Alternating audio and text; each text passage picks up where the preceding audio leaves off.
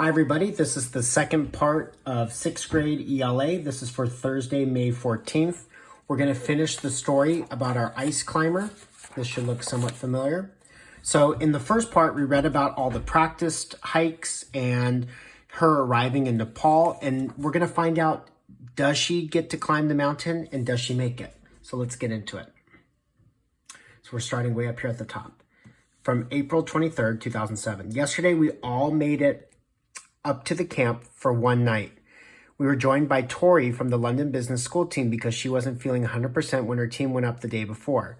Today, we all came up to the camp too. It was a very hot coming up the Kuam this time, and we all had a heavy packs because we had to bring up what we had left of the Camp 1 the last time we stayed there. It certainly made it a lot harder work. We're now in paragraph 24 here. Despite the fact that I caused us to get a later start than planned this morning, this is also one of your questions in the Google Docs, so pay attention here.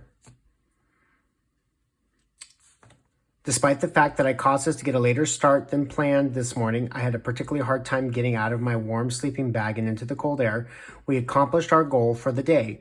We went up the very first pitch of the Lost Face and are now back at Camp 2 this evening. April 26th. Let's see what happens. Yesterday, we went about halfway up the Lost Face to camp there to spend the night.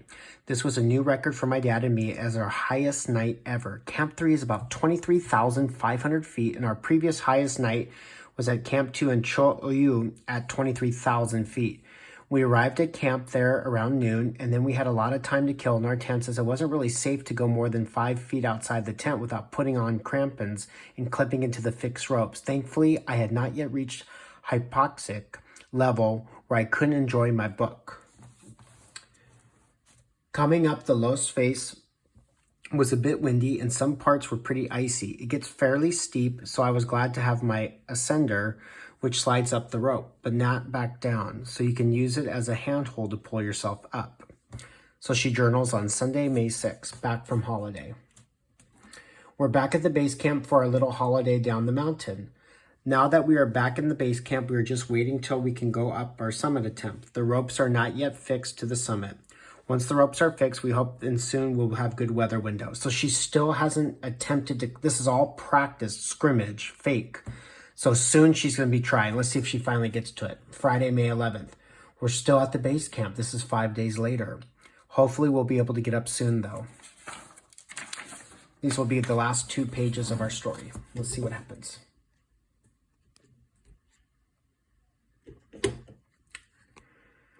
We've tried to hold on to our fitness these past days by doing some sort of activity each day. We've been ice climbing in a really neat cave near the base camp, and we've also been on hikes up Pumori to Pumori Base Camp, and then up to Camp 1. Pumori is a 7,145 meter mountain near Everest.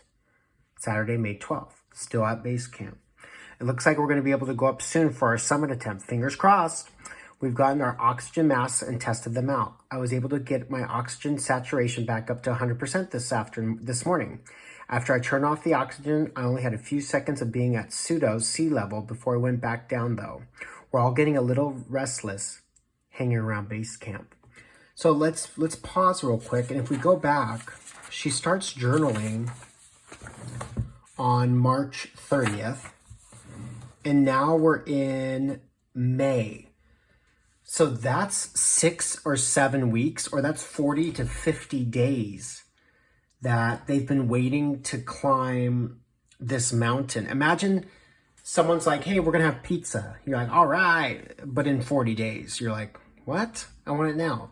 These people are getting anxious and they're ready to roll here. So let's see if they finally get their chance. Monday, May 14th, Camp 2. We finally started our summit push, so they get to start finally, yesterday, making our way from the base camp to Camp 2.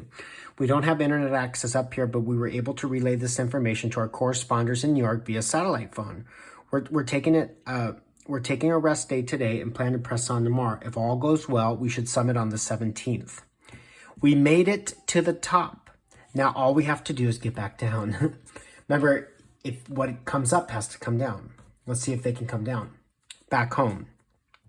We've been in a big rush getting back home, and I haven't been able to update for a while as I have had no internet access. We woke up early this morning at 16,000 feet in a village called Lambouche, And this evening, my dad and I arrived back at sea level in Long Beach. The rest of the team are celebrating in Kathmandu. My dad and I skipped out on the celebration to make it back in time for my brother's TED college graduation in New York. The day after we summited, that means got to the top, we came down from the South Col, Camp 4, to Camp 2. I was very tired at that point, but glad that we all made it back safely lower on the mountain. It was amazing how after being at almost 30,000 feet, 20,000 foot Camp 2 felt like it was nearly at sea level. The day after that, we came back down to base camp where we received lots of warm hugs and congratulations. So here's a real life picture of our author climbing. It's very dangerous. You have to carry a lot of stuff. If you slip, you have ropes to catch you, but it's just still so dangerous. Inexpensive, by the way. Last page. We only had one night back at base camp. As the next day, the 20th, we packed our bags and headed down to the valley. Base camp had a strange, empty feeling, and it was so sad to leave my little tent that had been my home for the past 2 months. My dad, Doug, Wim, and I were hoping to get a helicopter out of Le Bouche and the 21st to save a little time, but Victor and James decided to walk down to the Lukla airstrip to fly on the Kathmandu on the 23rd. This is another Google Doc question right here, so pay attention.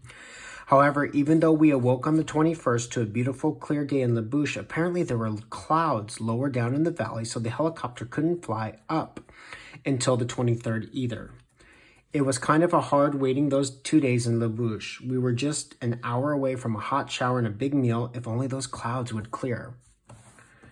These are the last two parts. Once the helicopter had landed in Kathmandu, I was greeted by a mob of journalists and cameramen. I was so surprised. After nearly 20 hours of travel, my dad and I landed in LAX, and we were greeted by my family and some more news people. Now we only have a few hours before we jump back on a plane to go through New York. I'm very excited to see my mom and my brother, though. Thank you, everyone, for all your wonderful comments and your support. So that's our story, a true story about climbing, summiting Mount Everest. I'll also put a couple videos in your Google Classroom about the real mountain, so you can actually see for yourself how dangerous it is. Well, thanks for watching, and hopefully this helped you. See you next time.